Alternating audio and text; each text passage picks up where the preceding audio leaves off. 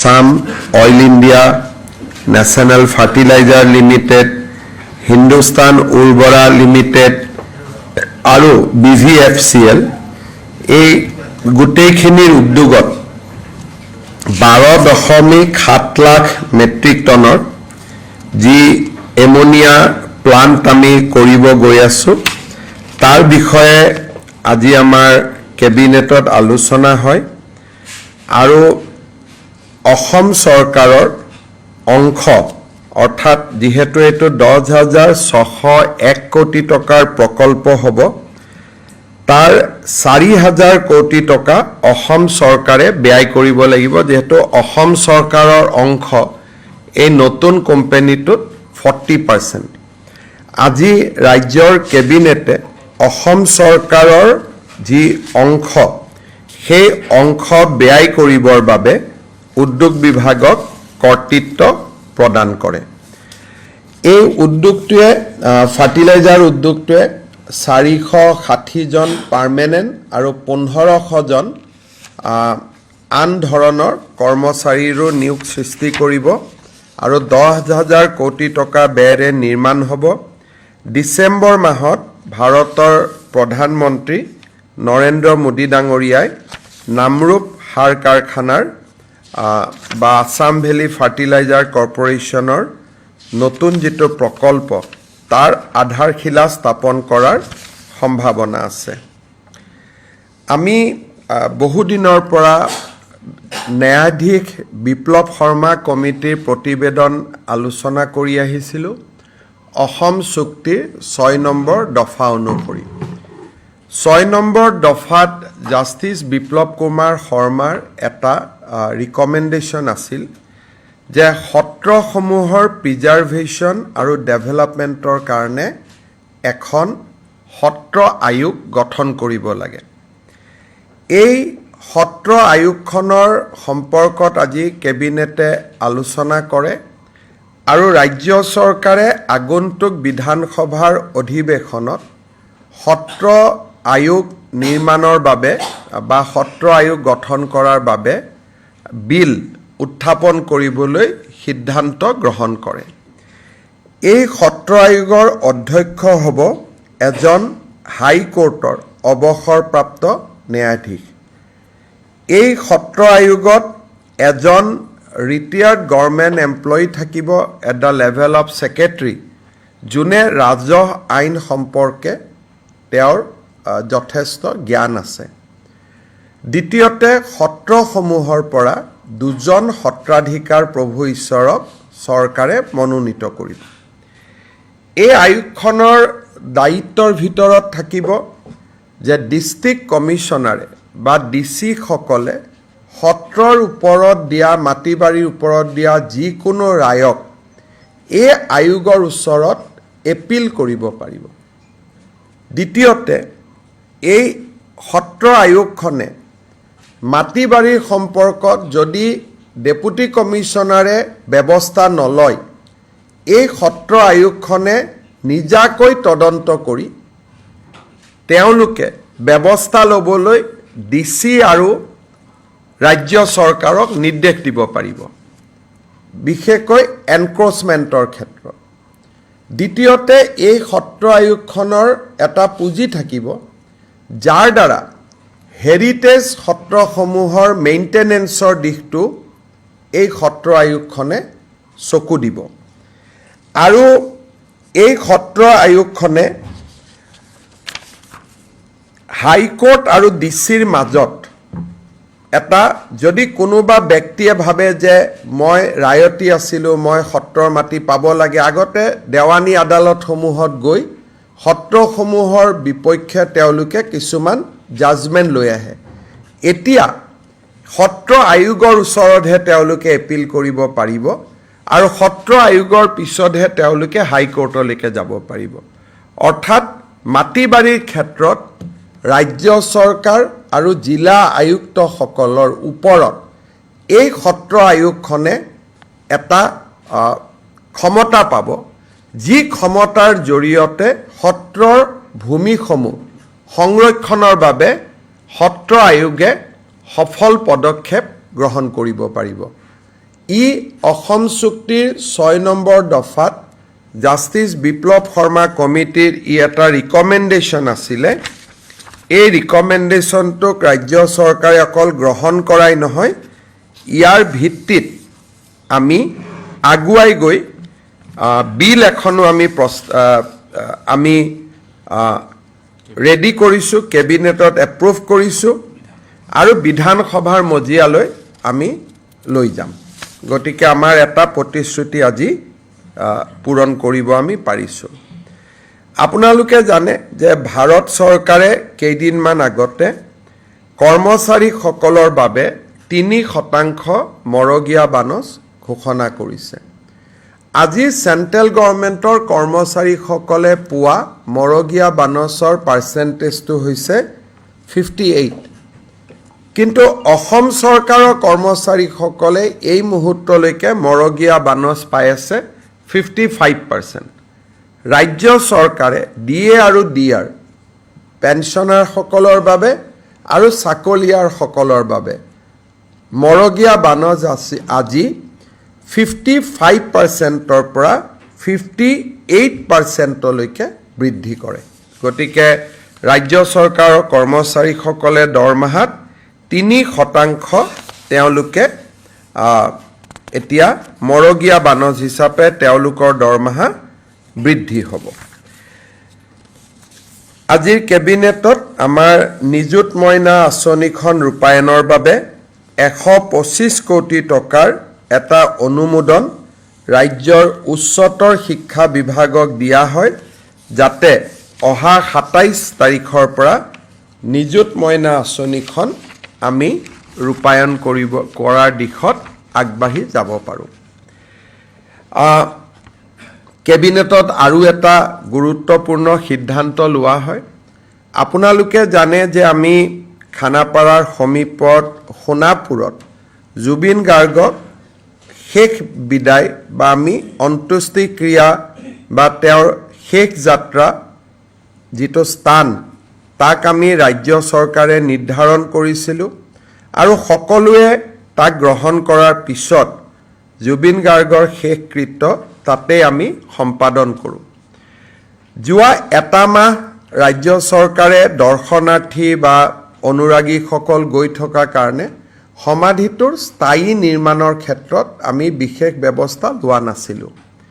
আজি সমাধিটোৰ স্থায়ী নিৰ্মাণৰ বাবে ৰাজ্য চৰকাৰৰ লোক নিৰ্মাণ বিভাগক দায়িত্ব অৰ্পণ কৰা হয়।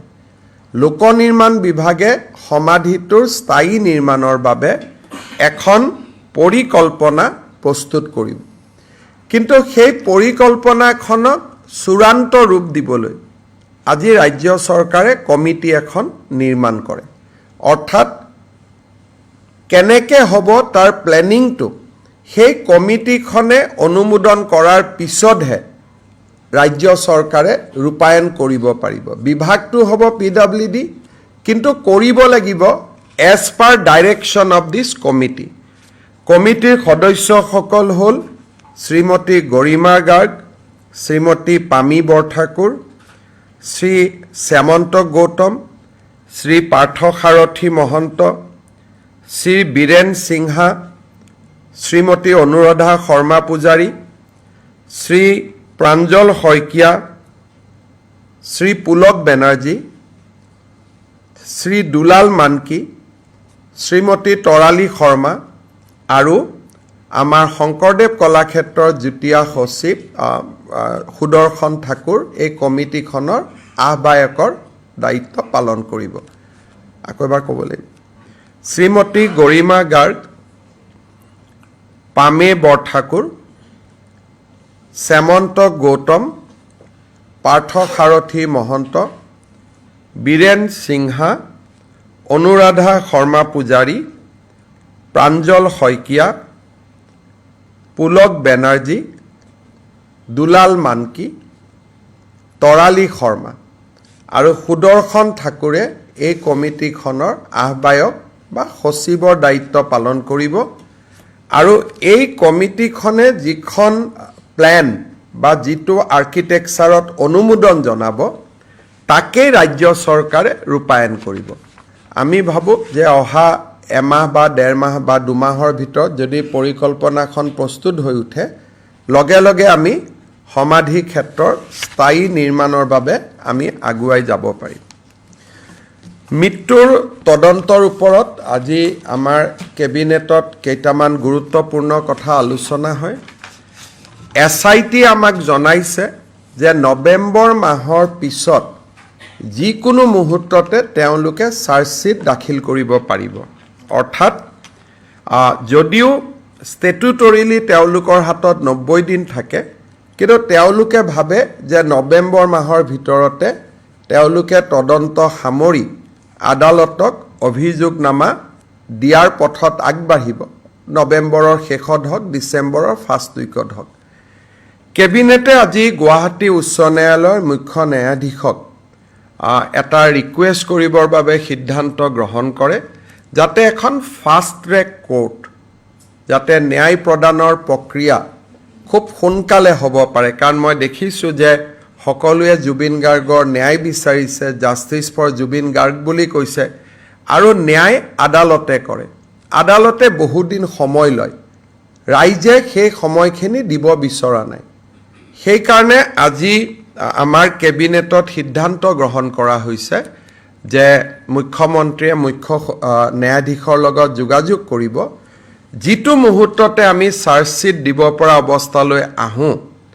সেই মুহূৰ্তত যাতে আমি এখন ফাষ্ট ট্ৰেক কোৰ্ট পাওঁ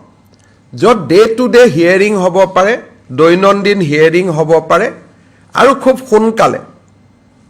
এই অভিযোগনামাখনৰ ওপৰত আমাৰ বিচাৰ নিষ্পত্তি হ'ব পাৰে চ' ৰাজ্য চৰকাৰৰ আজি এইটো এটা কেবিনেটৰ সিদ্ধান্ত আছিল যে Guwahati high court should constitute a fast track court দ্বিতীয়তে ৰাজ্য চৰকাৰে এইটো সিদ্ধান্ত গ্ৰহণ কৰিছে যে ৰাজ্যৰ মহা অধিবক্তাৰ লগত আলোচনা কৰি আমি এজন স্পেচিয়েল পাব্লিক প্ৰচিকিউটৰ দিম যাৰ বেলেগ কোনো কাম নাথাকে তেওঁ কোৰ্টত অভিযোগনামা দাখিল কৰাৰ পৰা গোচৰটো ৰায়দান নোহোৱালৈকে তেওঁ যাতে এই কামটোতে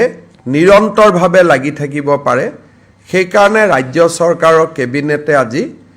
এই ন্যায়ৰ প্ৰক্ৰিয়াক আগুৱাই লৈ যাবৰ বাবে এজন স্পেচিয়েল পাব্লিক প্ৰচিকিউটৰ আমি এপইণ্ট কৰাৰ বাবে সিদ্ধান্ত গ্ৰহণ কৰিছোঁ নাম আমি ঠিক কৰা নাই আমি ৰাজ্যৰ মহা অধিবক্তাগৰাকীৰ লগত আলোচনা কৰি আমি নামটো পৰৱৰ্তী সময়ত আপোনালোকক অৱগত কৰিব পাৰিম গতিকে আমি যিখিনি কাম সদায় কৰোঁ বা আমাৰ প্ৰত্যেকখন কেবিনেটতে আমি জাতি মাটিৰ কাৰণে আমি বহু সিদ্ধান্ত লওঁ সেইবিলাক আছিলেই তাৰ ওপৰত জুবিন গাৰ্গৰ আমাৰ দুৰ্ভাগ্যজনক মৃত্যু বা দুৰ্ঘটনা বা ষড়যন্ত্ৰমূলকভাৱে মৃত্যু এই গোটেই দিশটো তদন্ত কৰাৰ ক্ষেত্ৰত আৰু ন্যায়ৰ প্ৰক্ৰিয়াটোক আগুৱাই লৈ যাবৰ বাবেও আজি কেবিনেটে এই সিদ্ধান্তকেইটি গ্ৰহণ কৰে যোৱাকালি বাক্সা কাৰাগাৰৰ সন্মুখত যি ঘটনা সংঘটিত হ'ল তাৰ পৰিপ্ৰেক্ষিতত এই ঘটনাৰ লগত জড়িত কেইবাজনো ব্যক্তিক ৰাজ্যৰ আৰক্ষী প্ৰশাসনে চিনাক্ত কৰিছে ভিডিঅ'ৰ জৰিয়তে তেওঁলোকৰ আইডেণ্টিফিকেশ্যনৰ প্ৰক্ৰিয়া চলি আছে বৰ্তমানলৈকে যিসকল আইডেণ্টিফাই হৈছে তেওঁলোক হৈছে নুৰুল আলম তেওঁ মদুলিবাৰী বুলি গাঁৱৰ দ্বিতীয়তে মহিদুল ইছলাম তেওঁ all Bodoland minority students union যাক সৰুকৈ আমি ABMCU বুলি কওঁ তেওঁ ABMCUৰ কাৰ্যকৰ্তা দ্বিতীয়তে মুস্তাফা আহমেদ তেওঁ ABMCUৰ এজন কাৰ্যকৰ্তা ওচৰতে জেলৰ কাষতে দীঘলটঙা বুলি এখন গাঁও আছে সেই দীঘলটঙা গাঁৱৰ নিবাসী শিৱজন আলী তাৰপিছত দীঘলটঙা গাঁৱৰে শহীদুল আৰু এজন ব্যক্তিক গ্ৰেপ্তাৰ কৰা হৈছে আহেলা মিয়া বৰ্তমান তেওঁ ডি ভোটাৰ হৈ আছে অৰ্থাৎ তেওঁ সন্দেহযুক্ত বিদেশী ট্ৰিব্যুনেলত তেওঁৰ কেছ চলি আছে ৰমিজ আলী তেওঁক গ্ৰেপ্তাৰ কৰা হৈছে আৰু 8 নম্বৰ অভিযোগকাৰী হ'ল আছিক আৰু 9 নম্বৰ জন হৈছে হৰে কৃষ্ণ পাঠক হৰে কৃষ্ণ পাঠক পূৰ্বৰ আসুৰ সদস্য আছিলে এতিয়া তেওঁ তাৰে এজন কা আন্দোলনৰ সময়ত তেওঁক আসুৰ পৰা খুব সম্ভৱ বহিষ্কাৰ কৰা হৈছিলে হৰে কৃষ্ণ পাঠক এই 9 গৰাকী ব্যক্তিৰ নাম পোহৰলৈ আহিছে আৰু চৰকাৰে ভিডিঅ' ফুটেজৰ জৰিয়তে আৰু এই ঘটনাৰ লগত জড়িত ব্যক্তিসকলক চিনাক্তকৰণৰ প্ৰক্ৰিয়া চলাই আছে হয়তো অহা কালি পৰহি আৰু অভিযুক্তৰ নাম পোৱা যাব ৰাতিপুৱা মন্ত্ৰী ৰঞ্জিত দাসক মই এইমছলৈকে পঠাইছিলোঁ যোৱাকালিৰ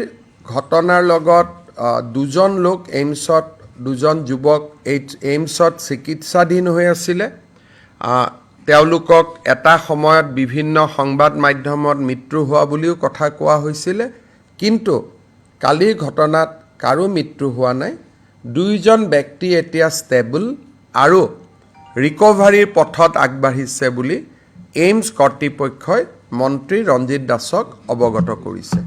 মোৰ ফালৰ পৰা এইখিনি যদি আপোনালোকে কিবা সুধিব Sir, if you can repeat. লাঠি চাৰ্জ আৰক্ষীয়ে প্ৰথম কৰা নাই গোটেই ঘটনাটো এটা যদি ভিডিঅ' ক্লিপ চাই অকণমান ধাৰণাটো ভুল হ'ব যেতিয়া গুৱাহাটীৰ পৰা গাড়ীখন গৈ আছিলে তেতিয়া তাতে পেভাৰ্ছ ব্লক আছিলে পেভাৰ্ছ ব্লকবিলাক খুলি গাড়ীৰ ওপৰত পেভাৰ্ছ ব্লকেৰে 150 মান যুৱকে আক্ৰমণ কৰিছিল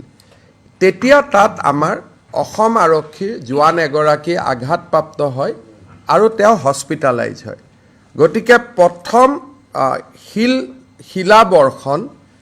আৰক্ষী তাত জমা নোহোৱাৰ আগতে যেতিয়া কনভয় গৈ আছে কনভয়তে আক্ৰমণ কৰা হৈছিলে পিছৰ যিবিলাক ভিডিঅ' সেই ভিডিঅ'বিলাক পাৰ্ট কৰি বিভিন্ন সময়ত ওলোৱা ভিডিঅ' কিন্তু প্ৰথম ভিডিঅ'টো যদি আপোনালোকে চাই তেতিয়া সাংবাদিকসকলৰ লগতো তাতে মই কথা পাতিছোঁ যিকেইজন সাংবাদিকক মই জানো সাংবাদিক আৰু আৰক্ষীয়ে শিলাবৰ্ষণত দলঙৰ তলতো আশ্ৰয় ল'বলগীয়া হৈছিলে আৰু তাত নিউজ লাইভৰ সাংবাদিকগৰাকীও আছিলে মই তেওঁৰ লগতো কথা পাতিছিলোঁ গতিকে সকলোৱে এইটো কথা কৈছে যে চলন্ত গাড়ীত প্ৰথমতে আক্ৰমণ কৰা হয় গতিকে ইয়াত আমি যিবিলাক ভিডিঅ' পাইছোঁ সেই ভিডিঅ'বিলাক কাট পিছৰ ভিডিঅ' দ্বিতীয়তে আৰু এটা কথা কৈছে যে বাস্কা জেলখন খুব ভাল তাতে বিচনাও নাই আজি ৰূপেশ গোৱালাই আমাক কৈছে যে তাতে ইভেন বিচনাও নাই কাৰণ জেলখন নতুন আছিলে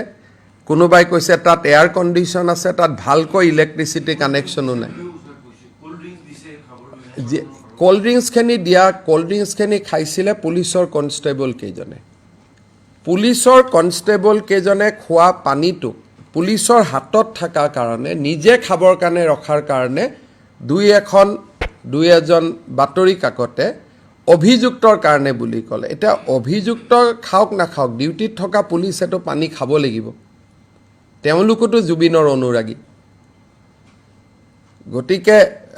এই আৰু জেলখনৰ ভিতৰতো আপোনালোকক কেতিয়াবা আমি লৈ যাব পাৰিম আপোনালোকে চাব পাৰিব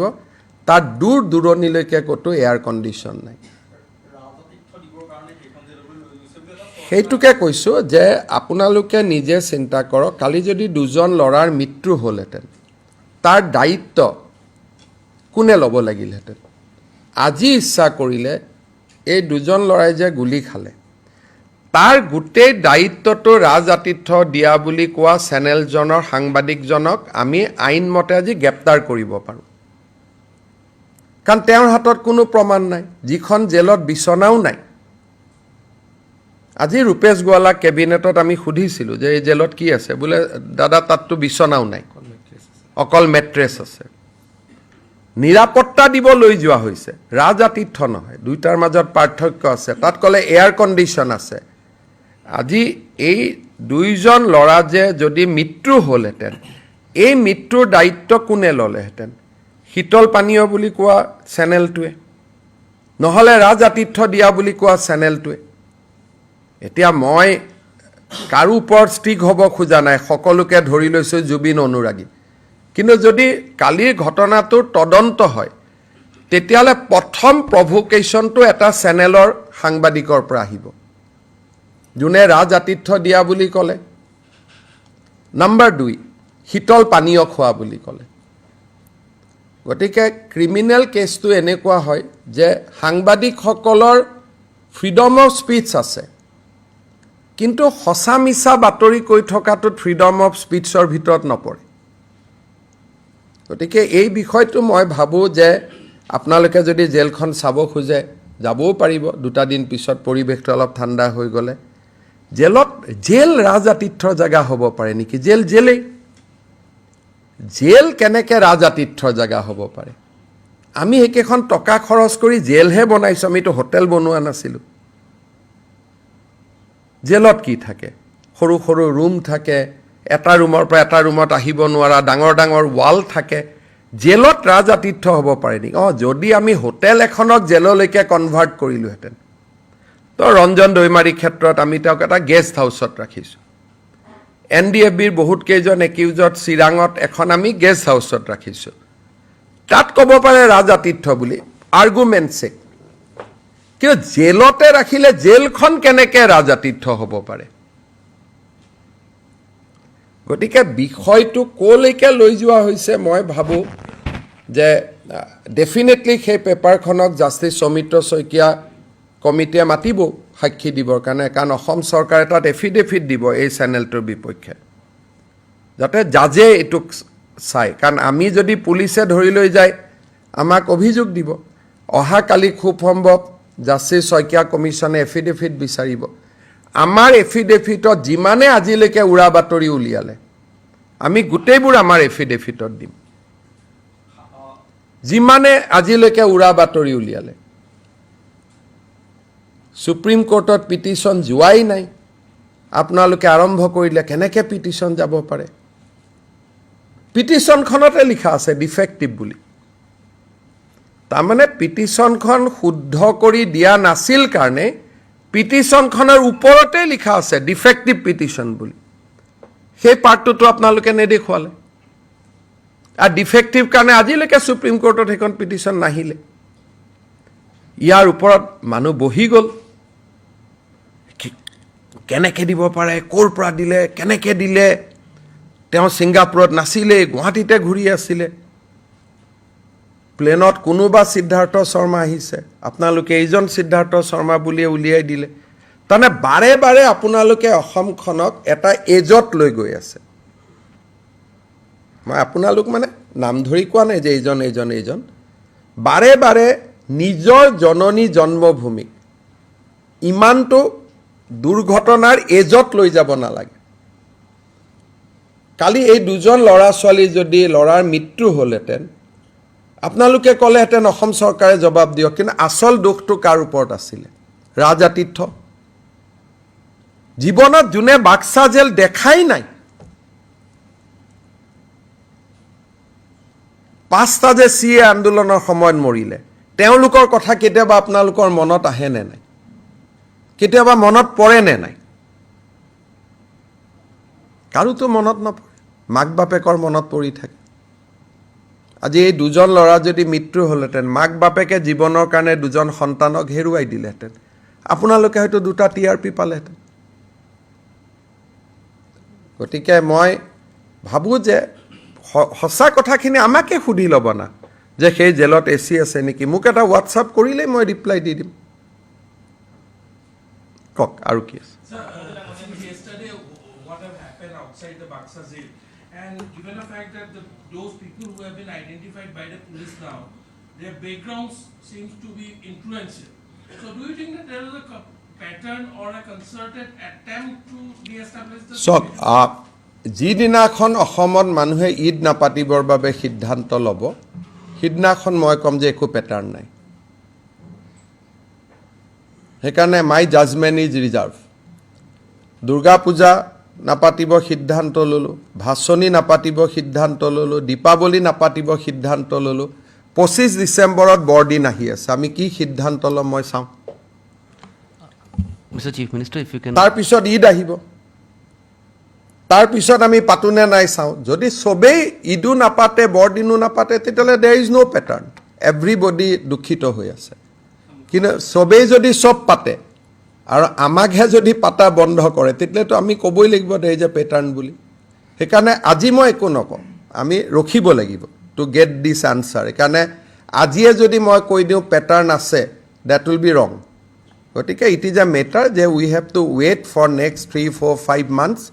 তেতিয়া আমি গম পাম যে পেটাৰ্ণ আছে নে নাই আজিয়ে কোৱাটো শুদ্ধ নহয় এইটোতো আপোনালোকে তাত ইনপুট নাই সাংবাদিক কেইজনে মাতি মাতি লৈ আহিলে মানুহ কেইজনক ইনপুটটো পুৰা ইনপুট তাত কোনো নাছিল গোটেইখিনি পেপাৰৰ সাংবাদিকখিনি তাতে গোট খালে গোট খাই মাতি মাতি আনিলে ল'ৰা ছোৱালীকেইটাক তাৰপিছত তাতে আৰম্ভ কৰিলে যে বাক্সাত লৈ আহিছে জুবিনৰ হত্যাকাৰী বুলি that is the first step তাৰপিছত দীঘলটঙা গাঁৱৰ পৰা মানুহখিনি গুচি আহিলে ওচৰত 11টা বজালৈকে তাত কোনো নাই আপোনালোকৰ চেনেলবিলাকতে লাইভ হৈ আছে তাত জনশূন্য মই মোৰ নিজৰ কোনো ইনফৰমেশ্যন নাই আপোনালোকৰ চেনেলবিলাকতে চাব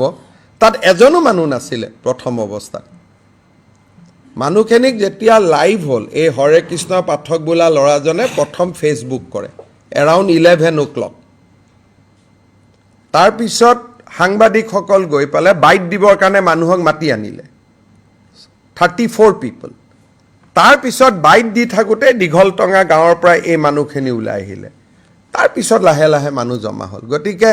আৰু ইণ্টেলিজেঞ্চ ক'ত থাকিব আমিতো লগে লগেহে গম পাইছোঁ যে আমি গুৱাহাটীত ৰাখিব নালাগে বুলি কোৰ্টে অৰ্ডাৰ কেইটাত দিছে 10:30 বজাত 10:30 বজাত আপুনি কি ইণ্টেলিজেঞ্চ যোগাৰ কৰিব আমাৰ হাতত অপশ্যন আছিলে যে নলবাৰীত লৈ যাওঁ বা মঙলদৈত লৈ যাওঁ বা আমি বাক্সাত লৈ যাওঁ কাৰণ আমি বহুত দূৰটো এখন গাড়ী চলাই যাব নোৱাৰি গতিকে আমাৰ হাতত অপশ্যন আছিলে যে গুৱাহাটীৰ পৰা 1 ঘণ্টাৰ ভিতৰত আমি য'তে পাৰোঁ তাত লৈ যাওঁ জাজে ক'লে ৰাখিব নালাগে বুলি গুৱাহাটীত জুডিচিয়াৰী মুখ্য ন্যায়িক দণ্ডাধীশে ক'লে যে তেখেতক গুৱাহাটীত নাৰাখিব কাৰণ তাত অজয় ফুকন আছে তাত ভিক্টৰ দাস আছে তাত আলফা আছে আৰু ৰাখা নাৰা আমিতোতো আমাক য'তে জুডিচিয়েল কাষ্টডি মানে কি ন্যায়িক কাষ্টডি আজিৰ পৰা তেওঁ আমাৰ কাষ্টডিত নহয় জুডিচিয়েল কাষ্টডি ন্যায়িক জিম্মা ক'ত হ'ব সেইটো ন্যায়ালয়ে নিৰ্ধাৰণ কৰে গমেই পোৱা নাছিলে নহয় তেওঁলোকক আগদিনা আমি ইণ্ডিকেট কৰি ৰাখিছোঁ যে যদি কোৰ্টে কিবা কাৰণত গুৱাহাটী জেলত নাৰাখে তেতিয়া আমি 6-7খন জেলক ইণ্ডিকেট কৰি ৰাখিছিলোঁ মঙলদৈ নলবাৰী বাক্সা গোৱালপাৰা গুৱাহাটীৰ কাষত যিমান মৰিগাঁও গোটেইকেইখন জেলকে আমি কৈ ৰাখিছিলোঁ যে ভাই যাব পাৰে কাৰণ আমিতো নাজানো আমি ভাবিছিলোঁ যে কোৰ্টে কোনোবা এখন জেলৰ নাম ধৰি দিব যেতিয়া কোৰ্টে ক'লে যে তোমালোকে গুৱাহাটীৰ বাদে য'তে ইচ্ছা তাতে লৈ যোৱা তেতিয়া আমি সিদ্ধান্ত ল'লোঁ যে নলবাৰী জিলা আৰু গুৱাহাটী জেলৰ মাজতো কোনো পাৰ্থক্য নাথাকিব ইয়াত কয়েদি কম আছেতো তাতে লৈ যাওঁ এতিয়া মই কি ক'ম কালিলৈকে হিতেশ দেৱ শৰ্মাই মোৰ এগেইনষ্টতে লিখি থাকে এতিয়া ময়ো ক'ম এইটো মোৰ বিৰুদ্ধে বাপেক পুতেকৰ ষড়যন্ত্ৰ বুলিহে ক'ব লাগিব এটা ডাঙৰ কথা হৈছে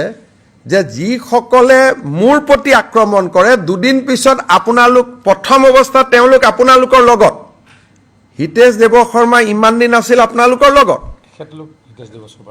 মানে আপোনালোক আৰু হিতেশ দেৱ শৰ্মা মোটামুটি এটা কেম্পতে আছে কালিৰ পৰা কেম্পটো ভাঙি গ'ল এটা হিতেশ দেৱ শৰ্মাক যদি মই কিবা কৰোঁ যোৱাকালি যদি মই কিবা কৰিলেহেঁতেন আপোনালোকেতো মোক একদম পিঠি ফালি দিলেহেঁতেন আৰু হিতেশ দেৱ শৰ্মা মোৰ মানুহ নহয় আপোনালোকৰ মানুহ এটা কৰিব লাগে নে নালাগে আপোনালোকে কওক তেওঁ আপোনালোকৰহে মানুহ তেওঁতো গোটেই ফেচবুকখনত মোৰে এতিয়াতো মই উল্টাই ক'ব খোজোঁ যে আমাক বেয়া পোৱা মানুহখিনিয়ে শত্ৰুতামি কৰি কালি গোটেই ঘটনাটো কৰিলে থ্ৰ' হিতেশ দেৱ শৰ্মা তেওঁ ল'ৰা তেনেকৈও মই ক'ব পাৰোঁ কিন্তু মইতো এইটো কথা কোৱা নাই because as a CM I can't be unreasonable মোক বহুতে কৈ আছে যে ছাৰ কৈ দিয়ক গীতাৰ্থই কৰি দিলে হিতেশ দেৱ শৰ্মাটো আপোনাৰ এগেইনষ্টৰ মানুহ এই ইক'ছিষ্টেমৰ মানুহ আমাৰ বিৰোধী ছিষ্টেমটোত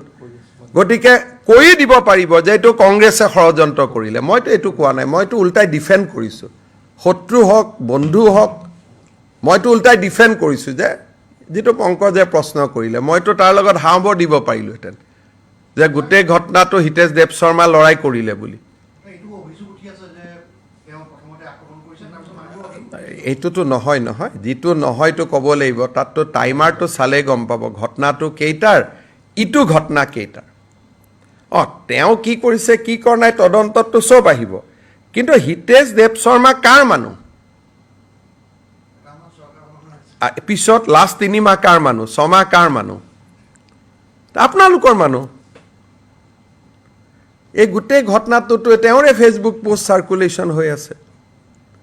এনেকে মানুহবোৰ সৰি গৈ থাকিব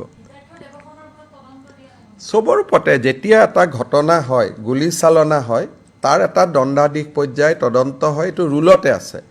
গতিকে তদন্ত ডেফিনেটলি হ'ব পুলিচে গুলি খুলিলেই তদন্ত হয় যে কিয় গুলি খুলিলে তাৰ উত্তৰ পুলিচে দিবই লাগিব কোৰ্টক গতিকে তদন্তটো অনিবাৰ্য কোনো কাৰো ব্যক্তিৰ বিৰুদ্ধে নহয় ঘটনাটোৰ ওপৰত হ'ব আৰু যোনে সাক্ষী দিয়ে যেনেকৈ আপোনালোকে যদি গৈ কয় যে এইটো মোৰ লগত ভিডিঅ' আছে টাইমিং ইজ 10:30 বেলেগ কথা কিন্তু আৰু ভিডিঅ' আছে যে এইটো বহুত পিছৰ টাইমিং হয় কাৰণ তেতিয়ালৈকেতো ময়ে যোগাযোগ কৰি আছোঁ এইটো ঘটনাৰ সময়লৈকে ময়ে টিভি চাই আছোঁ বাৰে ময়ে ফোন কৰি আছোঁ এইটোতো একদম লাষ্টৰ কথা কিমান পুলিচ আহিলে কিমান নাহিলে মই ডিজিপিক ফোন কৰি আছোঁ ডিজিপিও বেচেৰা দিল্লীত আছিল নাছিলেতো কাৰণ আমিনো কেনেকৈ জানো তাত যে মানুহ তাত যে যাব আমাৰ যদি ৰাজ আতিথ্য দিয়া প্লেন থাকিলেহেঁতেন তাততো আমি এইবিলাকে গোটেই খেলি মেলি কথা এটা টিভিয়ে কৈছে আমি তাত ৰাজ আতিথ্য দিবলৈ গৈছোঁ যদি আমি ৰাজ আতিথ্য দিবলৈ গৈছোঁ তাততো পুলিচ থাকিব লাগিব আকৌ আপুনি কৈছে তাত পুলিচ নাই তাৰ মানে আমিও গম নাপাওঁ যে তেওঁ তাতে যাব আৰু সেইকাৰণে তাত পুলিচ নাছিলে মাত্ৰ 60 গৰাকী পুলিচ আছিলে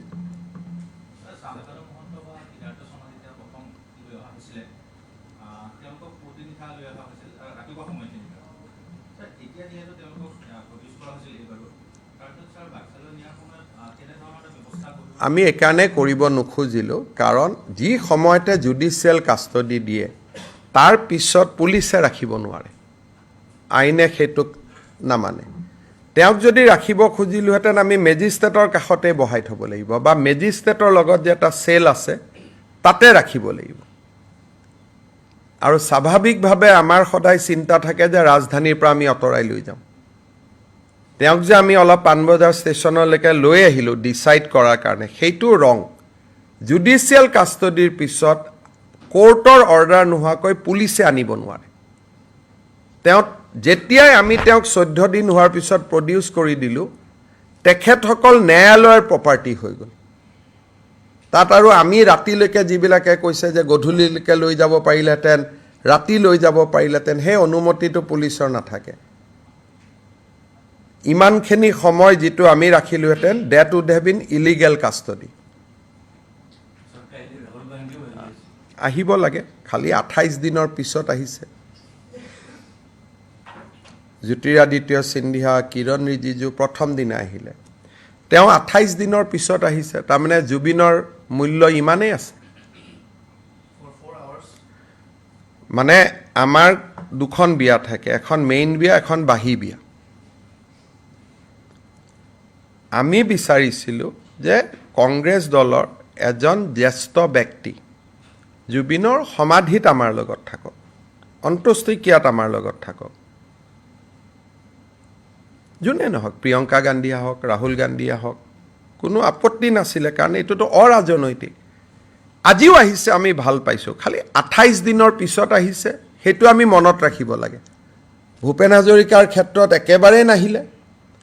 জুবিনৰ ক্ষেত্ৰত যি নহওক 28 দিনৰ মূৰত আহিব বুলি শুনিছোঁ অলপ ইম্প্ৰুভ হৈছে অসমৰ ক্ষেত্ৰত কিন্তু কংগ্ৰেছৰ ঘড়ী এতিয়াও 28 দিন পিছতেই দৌৰে আমাৰ হিয়াৰ আমঠু জুবিন গাৰ্গৰ ক্ষেত্ৰত 28 দিন পিছত ঘড়ী কাটা চলাটো অলপ দুৰ্ভাগ্যজনক বুলিয়ে ক'ম তথাপিতো দেৰ হয় দুৰুস্ত হে দেৰিকৈ হ'লেও আহিছে গতিকে আমি অইন দিনাখন আহিলে মই কিবা কিবি বেয়াকৈ কওঁ কিন্তু কালি যিহেতু জুবিন গাৰ্গৰ কাৰণে আহিছে মই স্বাগতম জনাইছোঁ মোকো যদি মাতে সেইখিনি সময়ত আপুনিও থাকিব গৰিমা গাৰ্গৰ ওচৰত ময়ো যাব পাৰোঁ কোনো কথা নাই Mr. Chief Minister, today the cabinet has taken some very key decision in terms of the Zubin Garg investigation. If you can briefly tell in English. Today we have constituted a very powerful committee who will approve the drawing and designs for the Samadhi of Zubin Garg. And that committee constitute his wife as well as many members of his close family and friend circle. We have included them. Second, we have decided to constitute a fast track court because we have been given an understanding by the SIT that they will be able to file the search sheet on time. And in fact, going one step forward, they have already unraveled the basic motive of the entire incident, and SIT has actually progressed very, very commendable way. Finally, along with a fast track court, we have decided to appoint a special public prosecutor as per recommendation of the Advocate General of Assam. Finally, we are also thankful to the Singapore government for allowing Assam police team to visit Singapore on 21st. That was a constant request Assam government has made. Yesterday when I met Dr. Joy Shankar, External Affairs Minister, he immediately called Singapore authority and he conveyed my uneasiness of not allowing Assam police team to visit Singapore. Because of the interference at the level of External Affairs Minister Dr. Joy Shankar, today Singapore has approved the visit of Assam police team. The Singapore police position was very clear. They met me, the High Commissioner met me. They said that in Singapore, whenever such kind of incident take place, they takes 3 months to complete the investigation. And during these 3 months, they do not talk. They remain in silent mood. Unlike India, the police are not allowed to speak, police are not allowed to meet anybody. They will remain in silent mood. But at the end of the 3 months, they have a coroner court, like our court. There they will put up the report. But after that, everything is public. You can see the report, you can argue in favor or for the reports. So they said that for 3 months, Singapore police must be given time. They cannot speak. That is why they have initially very reluctant to speak with Assam police. But now, because of the insistence of Dr. Jai Shankar, I also in my limited way, I also tried to convince them. So they have made a very, very special dispensation and allowed our police to visit Singapore. Also, Mr. Chief Minister, if you see during this entire course of time, ever since Zubin Garg's mortal remains came, Assam police have been able to handle the situation very well. We saw there were attempts to disrupt peace in the airport, there were attempts in the Samadhi Sthal. Yesterday's Baksa incident, do you think somewhere, because we all were present, somewhere there was a lack of coordination? Because we got a court order at the 11th hour. So we have to decide out of 4 or 5 options, one option immediately. Because we cannot take the people in a long driving position. We could have taken them to Dhubri, we could have taken them to Difu, but that requires 5 hours of journey. So the police calculated that which is the jail where they can go immediately. We decided Baksa because normally Baksa there is hardly any law and order situation. People are very nice and cooperative. That is why we decided Baska, not me, by the police, and they have just shifted them because once judicial custody is allowed, you cannot have him with you in police custody. So in the process, there was some, I think you have seen the instigation. And if you look at the press interview prior to their incident, the kind of question was put by press to the common people, all these things I think will go to Justice Soumitra Saikia's commission and things will come whose laps it was.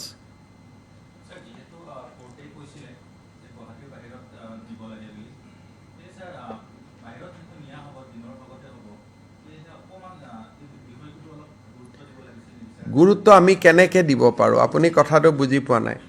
10:30 বজাত কোৰ্টে আমাক নিৰ্দেশ দিলে যে তেওঁক এখন সিকিউৰ জেলত লৈ যাওক আমি ক'ত ৰাখি থম তেখেতক সেই মাজৰ সময়খিনি ক'বাত ৰাখি থলেতো আমি চাহ খুৱাব লাগিব ভাত দিব লাগিব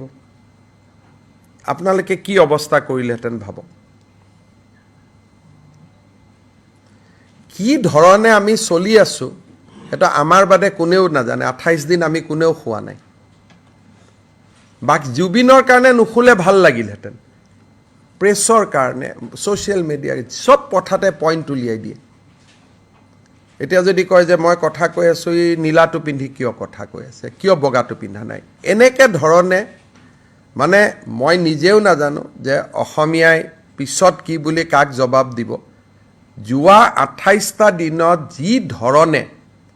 ভুৱা বাতৰি উৰা বাতৰি প্ৰচাৰ হৈছে পিছত কি জানি আমি নিজে নিজক লাজ পাম মই আগতে কৈছো জুবিনৰ মৃত্যুৰ আগত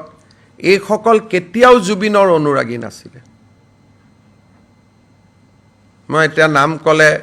নাম নোকোৱাকৈ কম এটা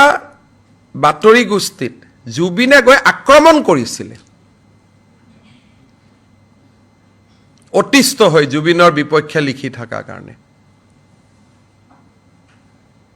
আপোনালোকৰ মনত আছে নাই নাজানো এটা বাতৰি কাকত গোষ্ঠীয়ে 3 দিন মোৰ বিষয়ে যেনেকৈ লিখে একজেক্ট সেই শব্দবোৰ ব্যৱহাৰ কৰি 3 দিন জুবিন গাৰ্গৰ কথা লিখিছিল শেষত জুবিনে অতিষ্ঠ হৈ বাতৰি কাকত গোষ্ঠীটোক আক্ৰমণ কৰেগৈ আক্ৰমণ মানে তাৰ যিটো মেজাজ আছিল গেট ভাঙি সোমাই গ'ল তেতিয়া পেপাৰখনে পিছদিনাখন লিখিলে যে জুবিন গাৰ্গৰ সাংস্কৃতিক অনুষ্ঠান বৰ্জন কৰিব লাগে সেই অনুষ্ঠানটোৰে ডিব্ৰুগড়ত এটা তেওঁলোকৰ কিবা এটা জয়ন্তী আছিলে জুবিন গ'ল ডিব্ৰুগড়লৈকে তাক গান গাব গ'লে ষ্টেজতে ক'লে ইহঁতৰ কাৰণে মই গান নাগাওঁ এইটো আজি 6 মাহৰ কথা ষ্টেজতে ক'লে যে মই গান নাগাওঁ আজি সেই বাতৰি কাকত আৰু টিভি একেবাৰে অমুক কৰিছে তমুক কৰিছে শীতল পানীয় গতিকে মই নিজে বুজি নোপোৱা হৈ গৈছোঁ যে আমি কোনখন অসমত আছোঁ এই গোটেই কথাটো মই আকৌ এবাৰ কৈছোঁ যে জুবিনৰ যেতিয়া ডিব্ৰুগড়ত বেমাৰ হৈছিলে তেতিয়া বিশেষ বিমানেৰে অসম চৰকাৰে জুবিনক দিল্লীলৈকে লৈ গৈছিল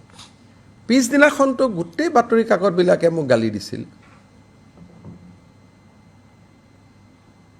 আজি কৈছে চাৰ্টাৰ দি কিয় জুবিনক লৈ অহা নাই তেতিয়াও মই ভয় খাই আছিলোঁ সিদিনাখন কিজানি চাৰ্টাৰ দি জুবিনক লৈ আহিম ইয়াত গালি গালাজ কৰে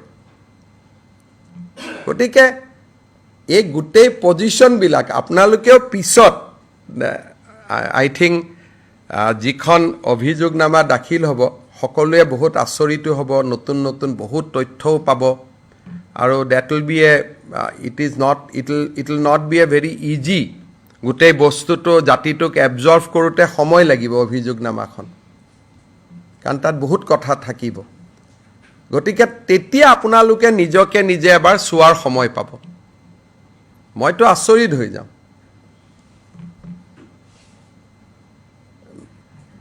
জুবিন ইমান এটা মহান অন্তৰ আছিলে কংগ্ৰেছৰ সদস্যসকলে জুবিনক আক্ৰমণ কৰে গণেশগুৰিত 2020 জুবিনে কেছ দিলে নিজে যে মোক আক্ৰমণ কৰিলে এবছৰ পিছত জুবিনে গৈ কোৰ্টত কৈ আহিলে যে মোৰ ইহঁতৰ লগত একো নাই আপোনালোকে জানে নাজানে মই নাজানো মই ষ্টৰিটো কৈ দিছোঁ 2020ত গণেশগুৰি ফ্লাইঅভাৰ তলত যুৱ কংগ্ৰেছৰ ল'ৰাসকলে জুবিনক আক্ৰমণ কৰে আক্ৰমণ কৰাৰ পিছত জুবিনে নিজে কেছ দিয়ে নিজৰ হাতৰ চহী দি এবছৰ পিছত জুবিনে আদালতত গৈ কয় যে ল'ৰাকেইটাৰ লগত মোৰ একো দুশ্মনী নাই ইহঁতক এৰি দিওঁ গতিকে এই উত্থান পতান বহুতবিলাক আপছ এণ্ড ডাউন আছে পিছত যেতিয়া এইবিলাক ঠাণ্ডা হৈ যাব তেতিয়া মই ক'ম মই আজি ৰাতিপুৱা মোক এজনে 3খন পেপাৰ দি থৈ গৈছে ইমান ফুল পেজ যেনেকৈ মোৰ এগেইনষ্টত কেতিয়াবা প্ৰেছৰ গোটেই পেজবোৰ লিখি দিয়ে ওপৰৰ পৰা তললৈকে তাত মানে প্ৰধানমন্ত্ৰীৰ বাতৰিও নাথাকে ৰাষ্ট্ৰপতিও নাথাকে অকল ময়ে যেনেকৈ তলৰ পৰা ওপৰলৈকে থাকোঁ তেনেকৈ ধ্ৰুৱ 3 দিন না 3 দিন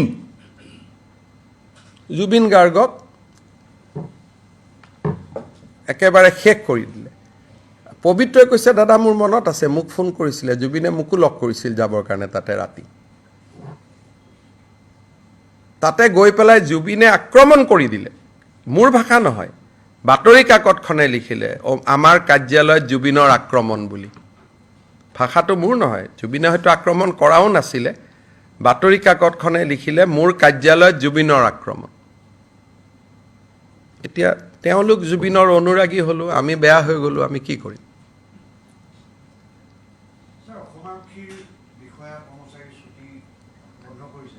এতিয়াতো ক'ৰ পৰা ছুটিত যাব দিব বেয়া নহয় আপোনালোকে যদি সংকল্প লয় ভাল কৰি দিম বুলি আজিয়ে হৈ যাব গোটেই বিষয়টোতো আপোনালোকৰ ওপৰত নহয় আপোনালোকে যদি আজি সংকল্প লয় যে জুবিন গাৰ্গৰ মৃত্যু হত্যা দুৰ্ঘটনা এই বিষয়টো লৈ আমি SIT-এ দিয়া নিউজৰ বাদে একো নচলাওঁ সব পুলিচক মই ছুটিত যাব দি দিম মই নিজেও ছুটিত গুচি যাম গোটেই সমস্যাটো ক'ত আছে ভুৱা পোষ্টমৰ্টেম ৰিপৰ্ট কোনোবাই দেখুৱাই নেকি কি কৰি আছো আমি অলপতো চাব লাগিব আৰু এইবিলাকৰ ৰিজাল্ট কি হ'ব কালি আপোনালোকে কৈছে পানবজাৰ থানাত যদি এই গণ্ডগোলটো লাগিলহেঁতেন সেইখিনি সময়ত স্কুলৰ ল'ৰা ছোৱালী আপ এণ্ড ডাউন কৰে তাতে যদি পাথৰবাজি হ'লহেঁতেন কিমান বাচ্চাৰ কি হ'লহেঁতেন আপোনালোকে চিন্তা কৰকচোন গতিকে কিটো ধৰণে মই পাৰ কৰিছোঁ সময়খিনি ময়ে বুজি পাওঁ সেইটো আৰু বেলেগে বুজি নাপায় হ'ব Mr. Chief Minister, আৰু আছেনে বাকী ইমান ক'লোঁ there is a media report citing intelligence sources that Pak-based Jaish-e-Mohammed is setting up camps in Assam. চক এইবাৰ বিধানসভাত দুখন ডাঙৰ আইন আহিব আৰু এই দুইখন আইনৰ জৰিয়তে আমি যিটো কৈছিলোঁ জাতি মাটি ভেটি দুটা শেষ গজাল মাৰিবৰ কাৰণে আমি চেষ্টা কৰিম আজিয়ে মই আইন দুখনৰ বিষয়ে ক'ব খোজা নাই নেক্সট কেবিনেটত এপ্ৰুভ হোৱাৰ পিছত ক'ম চ' জুবিনৰ ঘটনাটোক লৈ আমি যেনেকৈ দুঃখিত তদন্তৰ প্ৰক্ৰিয়া ক্ষিপ্ৰগতিত কৰি আছোঁ আমি আমাৰ মেইন কামটোক এৰি দিয়া নাই আমি আমাৰ মেইন যিটো জাতি মাটি ভেটি তাতে আমি লাগি আছোঁ আৰু আপোনালোকে দেখা পাব যে অহা কেবিনেটত আমি অহা বা তাৰ কেবিনেটত দুখন ডাঙৰ আইন আমি আনিম যিটো 25 নৱেম্বৰত বিধানসভাৰ মজিয়াত আমি লে কৰিম কাৰণ জেচি মহম্মদক কিবা এই যে 8জন ল'ৰাই হ'ল আজি মই অভিযোগ কৰা নাই তেওঁলোক জেনুইন ইনোচেণ্টটো হ'ব পাৰে কিন্তু এটা পেটাৰ্ণ এটাতো আপোনালোকে দেখা পাইছে আজি মই একো কোৱা নাই যদি অহা বছৰ সকলো মানুহে কৈ দিয়ে যে আমি ঈদো পালন নকৰোঁ হিন্দুৱে যিহেতু দীপাৱলী জুবিনৰ কাৰণে পালন নকৰিলে আমি ঈদো পালন নকৰোঁ তেতিয়াহ'লেতো মই মানে ক'ব লাগিব যে হয় এইটো কোনো ষড়যন্ত্ৰ নাই একো নাই